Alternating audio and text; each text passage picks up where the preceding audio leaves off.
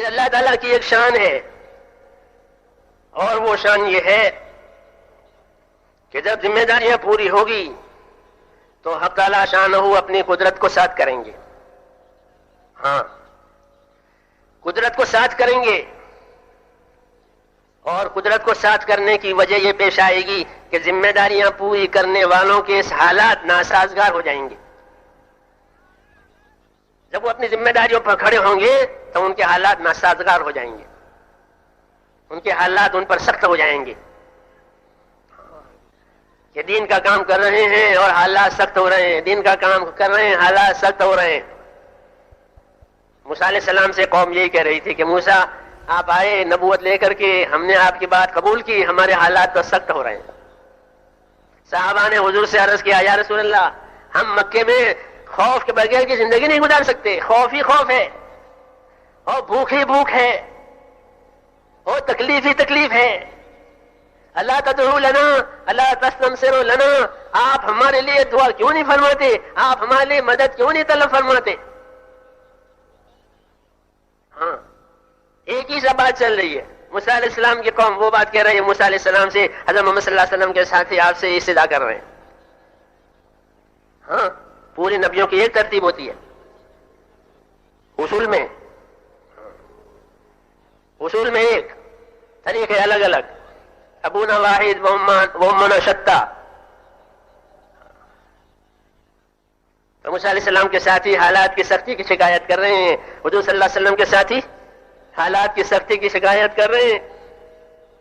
ہاں، یہ اللہ کا نظام ہے. یہ کیا ہے؟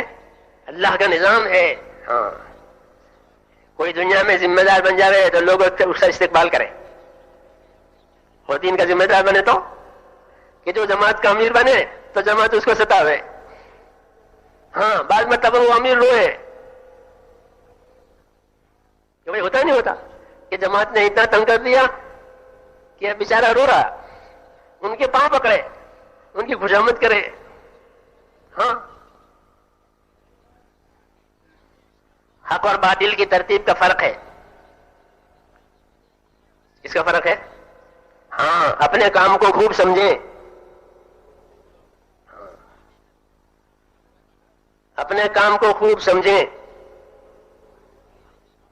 یہ نہیں کہ آپے سے باہر ہو جائیں جذبے میں، یا مایوس ہو جائیں کہ دونوں باتیں غلط ہیں، کہ دین کے جذبے میں آپے سے باہر ہو گئے اور حالات آئے تو نا امید ہو گئے کہ نہ ایسا نہیں ہے. ہاں، ترتیبیں الگ الگ ہیں، مادیات میں بھی معنویات میں بھی. سونے سے لوگ چیزیں بناتے ہیں تو اس کی ترتیب الگ ہے. ہاں، سونا قیمتی ہے. سونا کیسا ہے کہ تمام معدنیات میں، تمام دھاتوں میں قیمتی سونا. تو اس سے کام کیسے لیں گے کہ اس سے کام لینے کے لیے پہلے اس کی دھلائی. پہلے کیا کریں گے؟ کیوں بھائی ہماری بات سمجھ رہے نہیں؟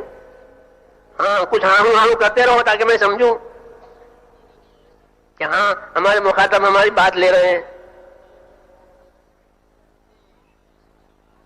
تو سونے سے کام لینے کے لیے اس کی دھلائی، اس کی صفائی، اس کی تپائی. اسے تپائیں گے کیونکہ وہ مٹی میں سے آیا ہے. کہاں سے آیا؟ مٹی میں سے آیا. تو مٹی میں سے لا کر کے ان کو نہیں چڑھائیں گے کہ گلے میں، کہ نہیں ابھی گلے میں نہیں ڈالیں گے اس کو، یہ تو گلے میں ڈالنے کے لیے ہے، یہ تو بدن کی زینت رونق ہے. ہاں، تو اس کو قیمتی بنانے کے لیے کہ اسے آگ میں ڈالیں گے. تو آگ میں ڈالنے سے قیمت بڑھے گی گھٹے گی؟ بولو. ہاں، فما لتبرار فی النار حین یقلب، عربی شاعر کہہ رہا ہے کہ سونے کے لیے کوئی آر کی بات نہیں ہے، سونے کے لیے کوئی ذلت کی بات نہیں ہے اگر اس کو آگ میں ڈالیں، بلکہ وہ تو اسی قیمت بڑھاوے گا، پھر بازار میں آئے گا وہ. ہاں، تو حق والوں کو حق تعالی شانہ آزما اس میں ڈالیں گے. اس میں ڈالیں گے. ہاں، کہ ان کا نکھار ہو جاوے، ان کی صفائی ہو جاوے، ان کا ایمان نکھر کر آوے، ان کا اخلاص نکھر کر آوے. ہاں، مولانا محمد یوسف صاحب رحمت اللہ علیہ فرماتے تھے کہ حق کی ابتدا ناگواریوں سے ہوگی اور انتہا کامیابیوں سے ہوگی. یہ اللہ کی سنت ہے.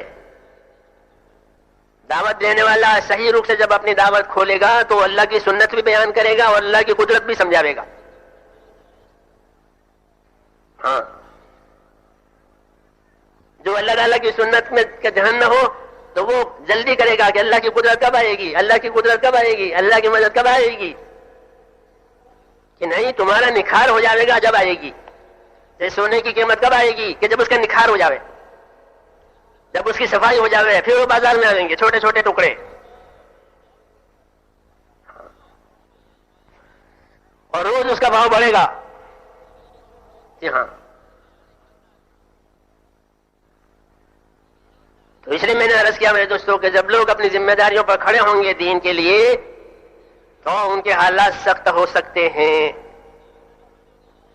اور یہ حالات سخت ہونا یہ ان کی پائمالی یا ان کی ناکامی کی دلیل نہیں ہے، بلکہ ان کو آگے لے جانا ہے، جیسے سونے کو بازار میں لے جانا ہے.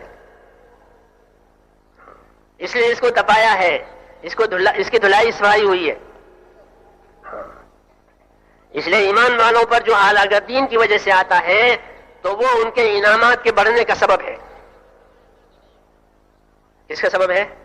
اللہ کے انعامات کے بڑھنے کا سبب ہے. فَإِنَّمَا الْعَطَايَا عَلَى مَتَنِ الْبَلَايَا، یہ لکھا علماء نے کہ انما العطایا علی متن البلایا، کہ اللہ کی عطایا، اللہ کے انعامات جو ہوتے ہیں وہ تو بلاؤں کی پیٹھ پر سوار ہو کر آتے ہیں.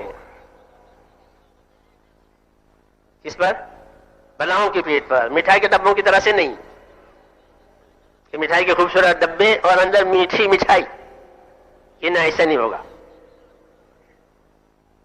بلکہ اللہ تعالیٰ ان پر کچھ بلائیں ڈالیں گے، ان بلاؤں میں انعام ہوتا ہے. ان بلاؤں میں کیا ہوتا ہے؟ انعام. ہاں، یہ اللہ کی قدرت ہے کہ آئے گی بلا اور بنے گی رحمت، بشرطے کہ ثابت قدم رہے. کیا رہے؟ ثابت قدم رہے. اس لیے کوئی ثابت قدم رکھنے والا چاہیے جو ان کی تربیت کرے. کیا کرے؟ اس لیے ہمارے دین کے کام میں چھوٹے اپنے بڑوں سے جڑے رہیں، آزاد نہ ہو جائیں، اور بڑے کہ بڑے ان پر شفقت کریں، ان کی تربیت کریں، ان کو آگے بڑھائیں. یہ ان کے بڑوں کے ذمے ہے. ہاں، یہ اسلامی مزاج ہے. کیسا مزاج ہے؟ اسلامی مزاج کہ اپنے بڑوں سے جوڑو، اپنے رہبروں پر اعتماد کرو. ہاں، ہر نبی کی نبوت پر یقین کرنا ضروری ہے اور ان کی تعظیم کرنا ضروری ہے اور ان کی اطاعت کرنا کہ ضروری ہے. اطاعت نہیں کریں گے تو ہدایت نہیں ہوگی. اس لیے جب حالات پیدا ہو جائیں تو ان کو جماویں تاکہ وہ اللہ کے انعامات کو پاویں. اگر وہ پھسل جائیں گے تو پھر وہ کیسے انعام پائیں گے؟ نہ یہاں کے رہے نہ وہاں کے رہے. ہاں، اس لیے اللہ کی عطایا، اللہ کے انعامات تو یقیناً ہے نبوت کے راستے میں، مگر اس کا پیکنگ جو ہوگا نا وہ بلاؤں میں. ہاں، انما العطایا علی متن البلایا. جی ہاں، کہ اللہ کی عطایا جو ہے وہ کہ وہ تو بلاؤں میں